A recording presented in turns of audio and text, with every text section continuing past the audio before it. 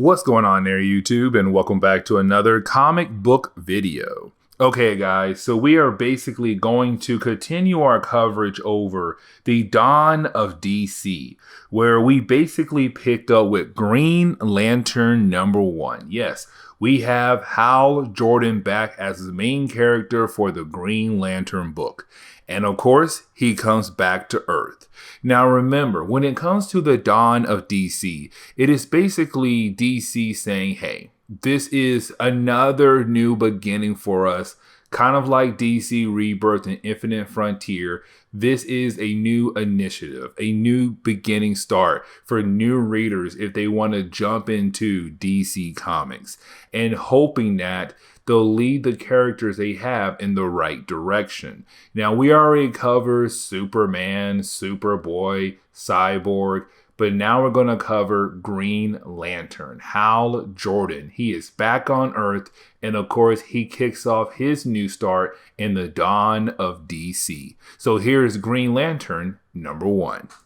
Now, the opening pages of Green Lantern #1 really shows what Green Lantern is like to the world. That basically, he's one of the heroes that you have the public actually excited to see when he does come around. Because we actually do pick up with some miners who have been stuck in a cave that they were basically mining.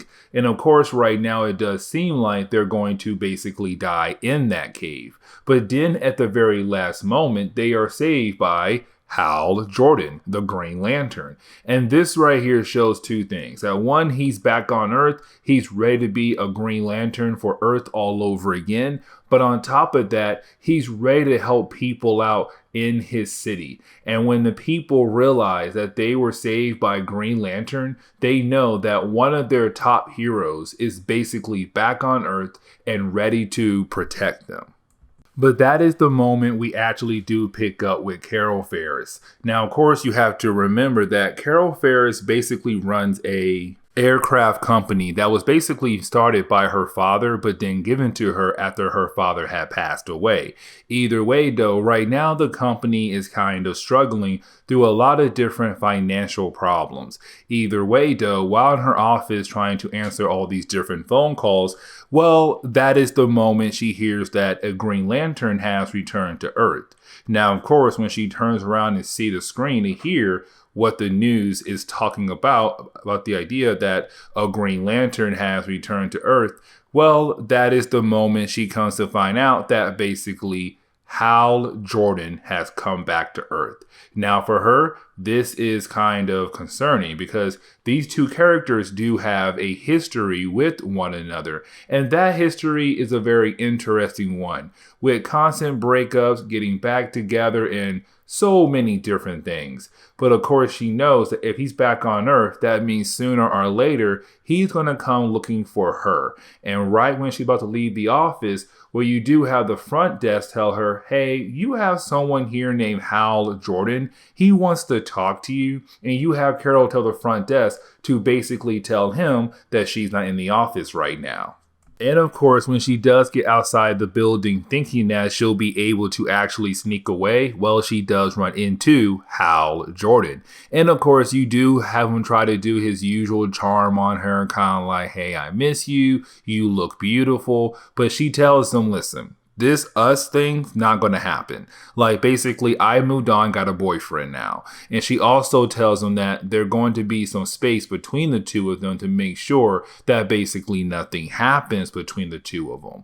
Now, you do have Hal say, listen, I'm not here to basically get back with you, which is a lie. But he said, I need to get a job. I want to settle down and basically put my roots somewhere. And if I'm going to do that, I need a job. So I was hoping that I can be a pilot for your aircraft company once again to help pay my bills. Now, at first, you can tell that Carol does not want to give him a job because that means she'll spend more time with him, which of course could lead to more problems between the two of them.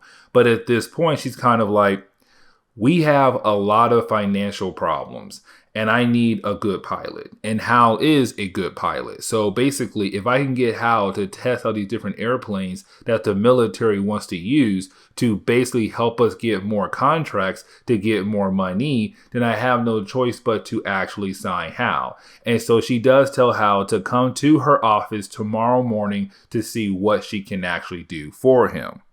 Now, that is the moment where we basically kind of get the idea of who is going to be the main bad guy of this first story arc. Now, when I say we get the idea, I mean that we do get a look at the character, but we have no idea who this character actually is.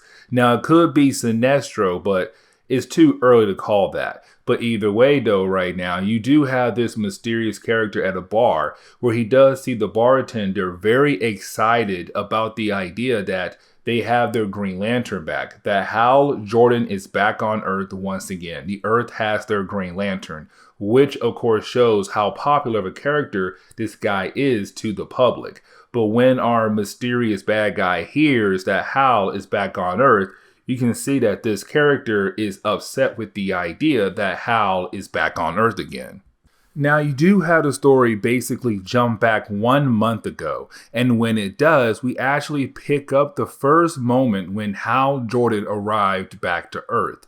Now, this section is going to kind of tell us what happened before this book was given to us to kind of give us an update on the Green Lantern mythos. And basically right now, before this book had came out, the Guardians of Oa had basically disappeared. They vanished. And in their absence, you had the United Planets seize control of the Green Lantern Corps. Now, of course, the United Planets are kind of like this governance system in the universe that basically governs over, well, not every single planet in the universe, but most of the planets in the universe. Now, with that being said, though, they did say that Earth is a liability. It's always causing a lot of different problems for the universe. And so what the United Planets actually did was every single Green Lantern from Earth was basically reassigned to a different sector away from Earth. But of course, one of those Green Lanterns had quit. And we all know which one had quit. It was Hal Jordan. And so he basically said, forget y'all, I'm going back to Earth to set up my roots down there. I'm out, by deuces. And so he went back to Earth. But then he realized, how is he going to survive on Earth with just $50 to his name? Now, with that being said, though, while he's hanging out in his old brother's trailer, that is the moment he hears something is happening downtown in the city, which means that it's time for Hal to be Green Lantern. Now, remember, this takes place 1 month before the present day. Now, when you have Hal actually arrive downtown, well, that is the moment he does see who's attacking the city. And basically, it's a character known as Steel Fury. Yeah, that's his name, Steel Fury. What an amazing name that is. Either way, though, you do have Steel Fury attacking the city. Now, here's the thing about Steel Fury. He's basically using the armor of a Manhunter. Now, remember, the Manhunters were basically the first creation of the Guardians before the Green Lanterns. They had used the Manhunters as a way to basically police the universe. The problem was, though, the Manhunters went crazy and began to attack a lot of different planets across the universe. And so the Guardians had to shut down the Manhunters and replace them with the Green Lanterns. And so with that being said, though, right now you have some guy in a Manhunter suit basically attacking the city.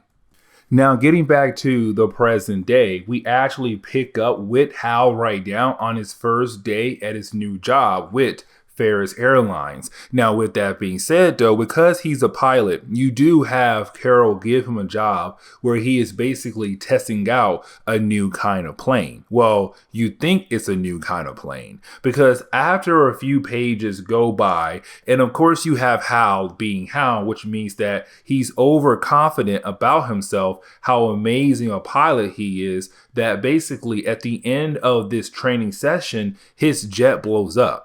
And we come to find out that this was basically a training program that was using a VR system to kind of test out his pilot skills, to see that he still has the ability to be a pilot. But of course, for Hal, he's kind of like, oh, well, I still showed you guys that I'm a great pilot, even though I did crash at the end. Now, you do have Carol pull him to the side and say, you have to realize what's happening to the world right now, that the military is moving away from actual people piloting the planes, that now they're going to use drones.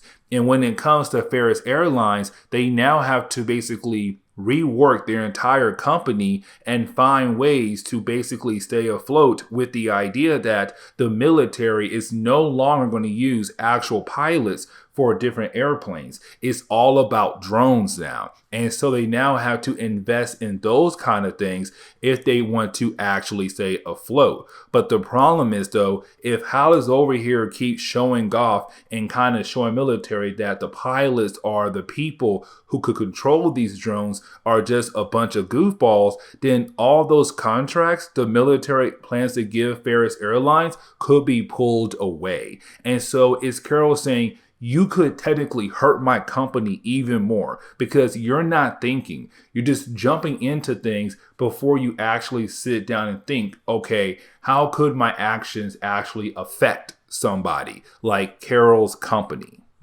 Now, to go ahead and wrap up today's video, we actually do jump back 1 month ago, where we actually do pick up where we left off at when it came to Steel Fury basically attacking the city. Now, of course, with them attacking the city, you do have Hal basically step in and try to be a hero. Now, this is the moment where you have DC Comics basically remind us, when it comes to Hal Jordan being a Green Lantern, that he no longer needs an actual ring to be a Green Lantern. And that right there is actually very huge. And let me explain what I mean by that. Because when it comes to Hal Jordan, he has so much willpower, and we saw this back in DC Rebirth, that he was actually able to create his own ring thanks to his willpower. And so when you have Steel Fury trying to kill off Hal, you have Hal get right back up and say, hey man, listen,